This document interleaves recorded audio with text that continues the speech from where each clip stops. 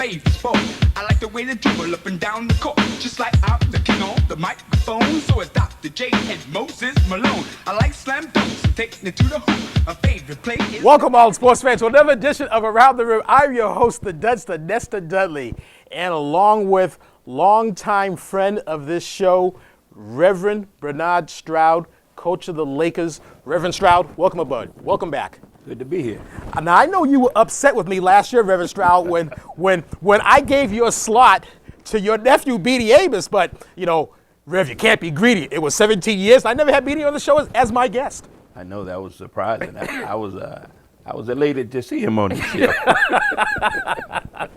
But we made the scheduling right. We got Reverend Bernard Stroud back up here, and we are going to talk about your Lakers. So, Reverend Stroud, Lakers last year, 10-4 record, went to the big dance, lost to the only team that the last year's Lakers could not beat, the Pistons. So the Lakers finished in second place, a place that the Lakers have never finished before.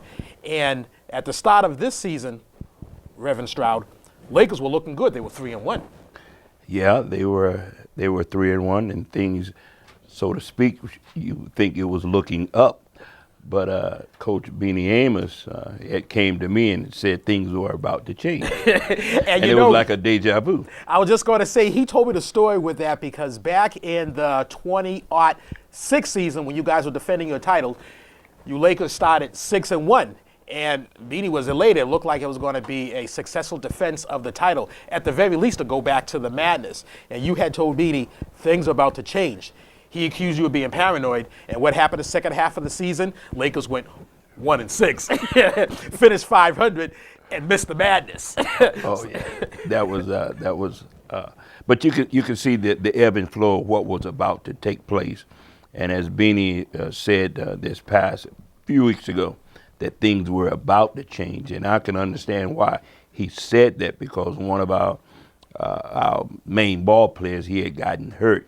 And at that time, I think that record of 3-1, they thought that they were up here, and they really hadn't been tested. And that first loss, when it was tested by the Bullets, it let us know where we stood with the other teams. And that loss against the Bullets, that's what made the Lakers 3-1. So you guys, at that point, before we go into the next 4 games, when it was a 4-game slide, what was your assessment of the team being 3-1? Were they at the point where you thought they needed to be? Did you see improvement, or was it just for the first time in several years the ball was bouncing the Laker way? Collectively, I didn't see an improvement. There were certain individuals on the team from the first practice until that 4th game, you could see the improvement in their game, even though they had never ever played before, but you could see the improvement. And during that 4-game slide, some of those same individuals were improving their basketball skills, but collectively as a team, we weren't playing together as a cohesive unit. I think I know what individual that you talk about, and specifically, I'm going to read down the Lakers roster: Sean Fortier, Christian Motto, Joseph, Casey Staton, Kevin Alicorn, Daniel Carmona, Sean Young, Wilden Sertle, Sean Carlson, Charles St. Jean, Kevin Lai, and Anthony Berberina. I think I know which Laker you were talking about, but why don't you let us know what Laker you were specifically talking about, the improvement you were seeing? The Laker I was talking about, I've dubbed him the name Sir Charles. He has showed a remarkable improvement from the first practice on.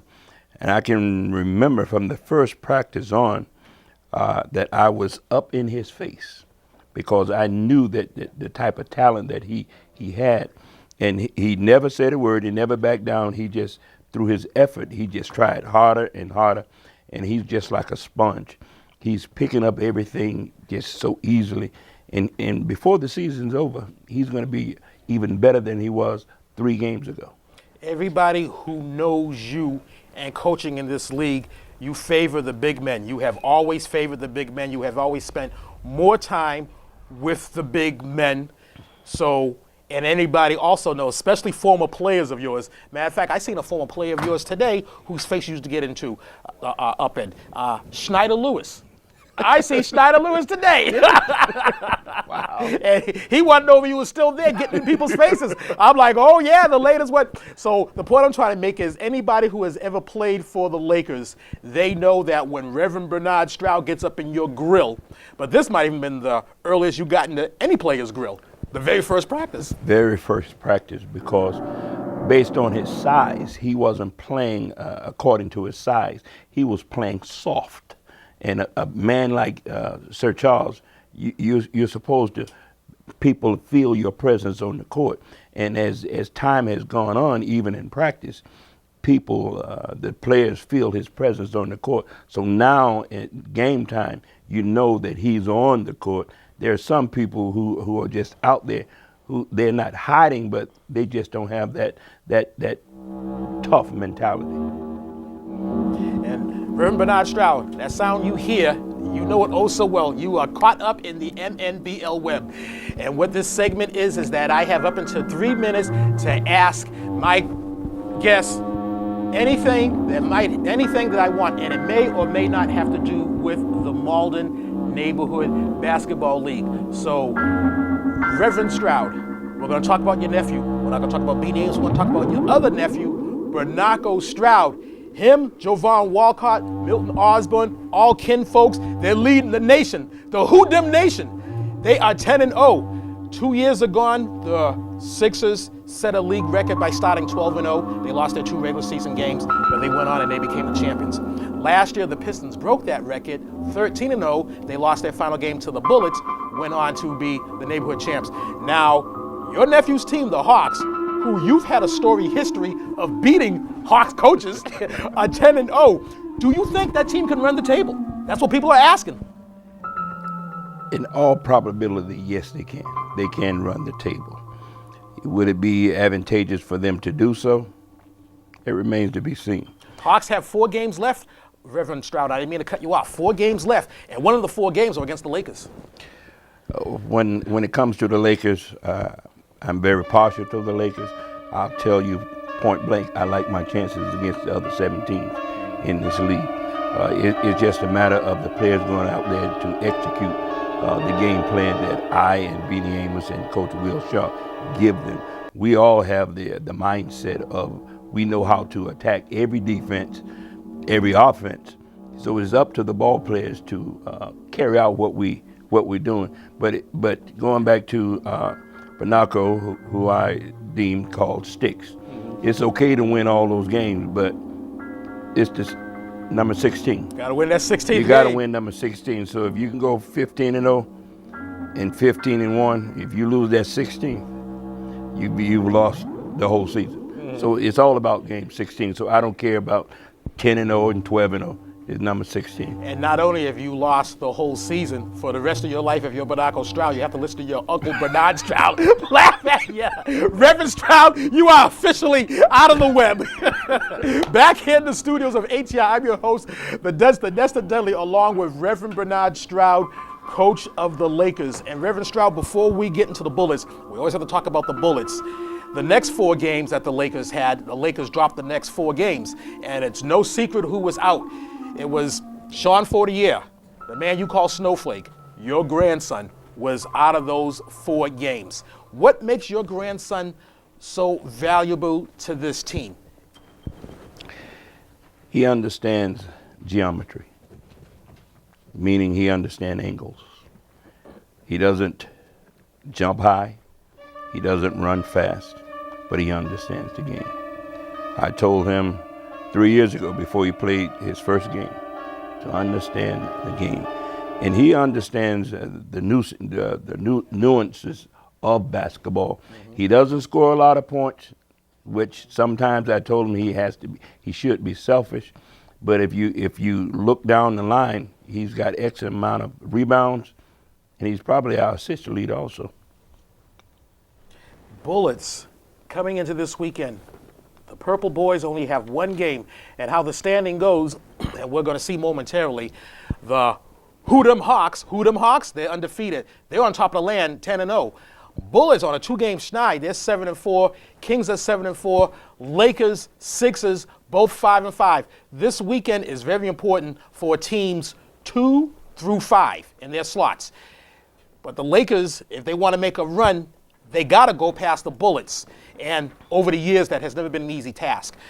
Bullets, Jerome Dean, Steve Eschuk, Jonathan Chionson, Matt Howe, Austin Teal, Drew McFarlane, Alex Andon, Tyler Cronin, Brett Miller, Brendan Provatolo, Aaron Samano, Will Howe. I just want to do a shout out to Aaron Samano that he is done for the season. He has an injury, but he's a junior. He'll be back next year.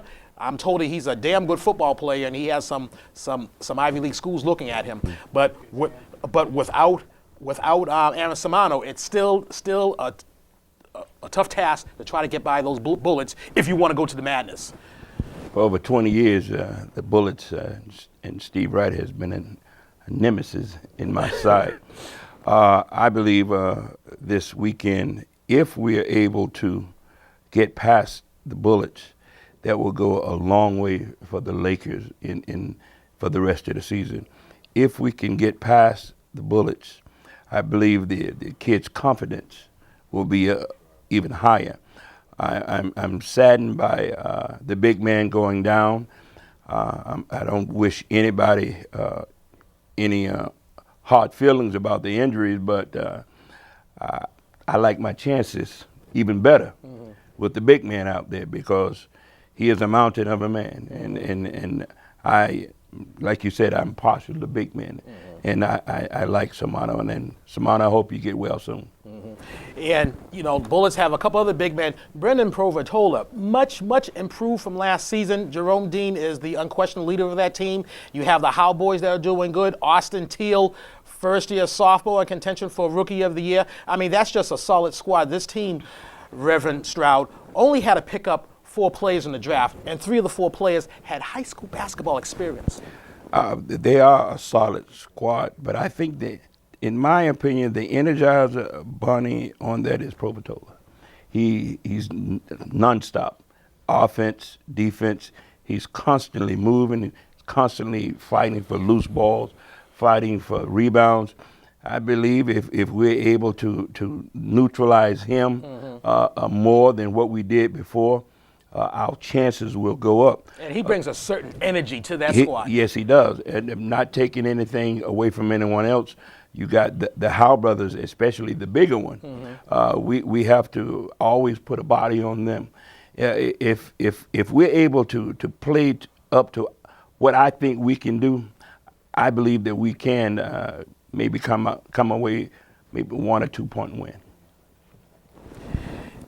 So, Reverend Stroud, before we go into the Rollins, and we want to talk more about the Lakers, you got a new big man this year who has moves that no other big man has ever had before in this league. It's Anthony Barberina. Surprisingly, for a big man as big as he is, he has the quickest feet that I've had the luxury of coaching, but he still has not learned yet how to play with his back to the basket. He's always faced the basket, and but I'm trying to get him to be a little bit more dangerous by being down on that slot. He's a wide body, and with that wide body and with his quick feet, he should be averaging at least 16 to 17 points a game, but too often he handcuffs his own self by playing too far out. So we're still trying to get him to buy in to get his points down on the box. But yes, he is right. He is a very gifted young man. You have Sean Carlson, who is a sophomore, who's going to be, I guess, the heir apparent to taking over the point guard duties once Joseph graduates. Yeah, Sean Carlson, who we call Cough Syrup, he's going to be a very good point guard. He still has a lot to learn now, but he's been getting tutelage with Coach Will Shaw. If anyone know anything about their record books, he is the second leading scorer in NCAA history. So, and he was a point guard. So, and you're talking about Will Shaw. Will Shaw, Coach Will Shaw of the Lakers. So, with Coach Will Shaw's tutelage, I think Cough Syrup and Sean Young, who we call Old Sean, I believe that they will benefit more with him. And now we have the nucleus of myself. You said it earlier. My expertise is big man, and now we have Coach Will Shaw, who is with the guards, and Coach Beanie Amos. He sits back on his high perch and he just oversees everything that goes on the court. Is that a nice way of saying he ain't doing a damn thing?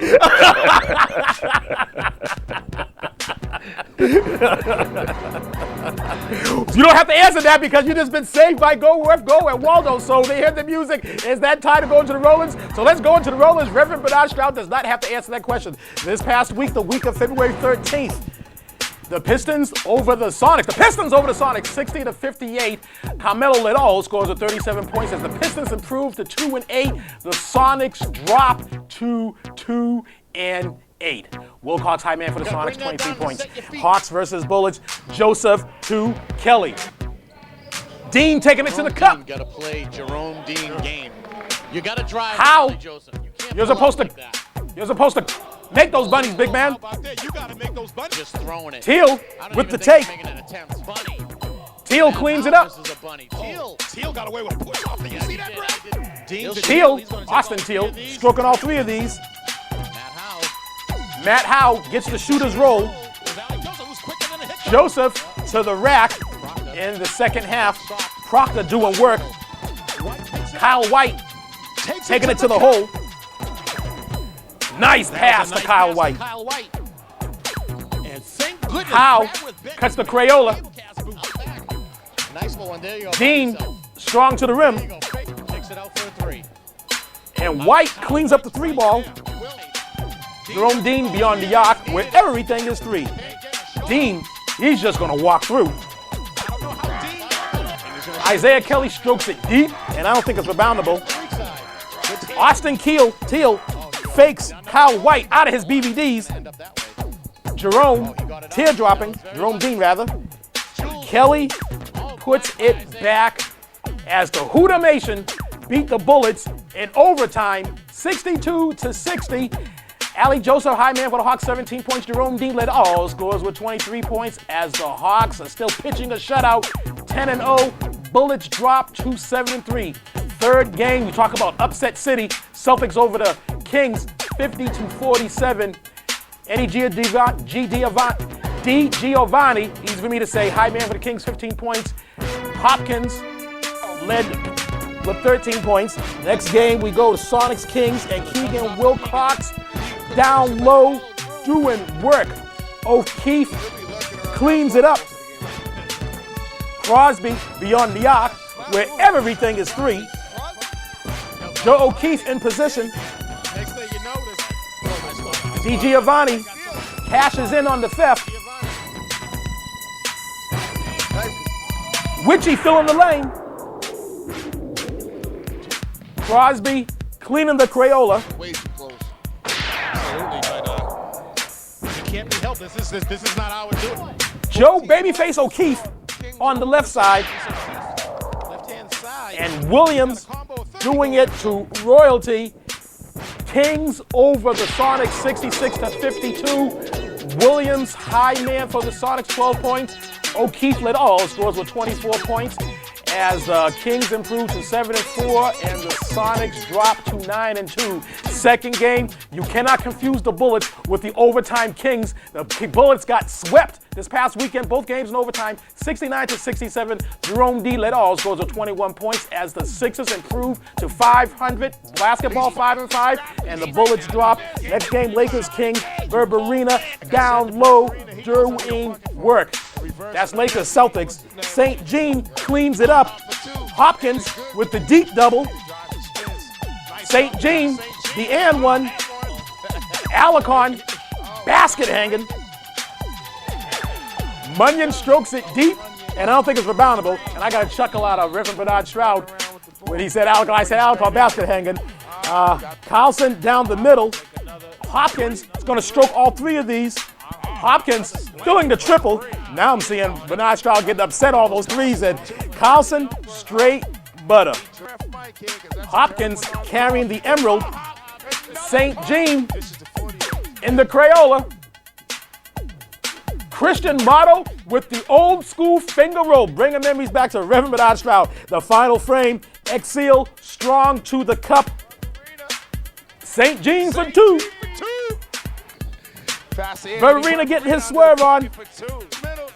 Staten with the little jumper. Staten all by his lonesome. Oh, Casey Staten. For two. Casey Staten just playing out of his mind.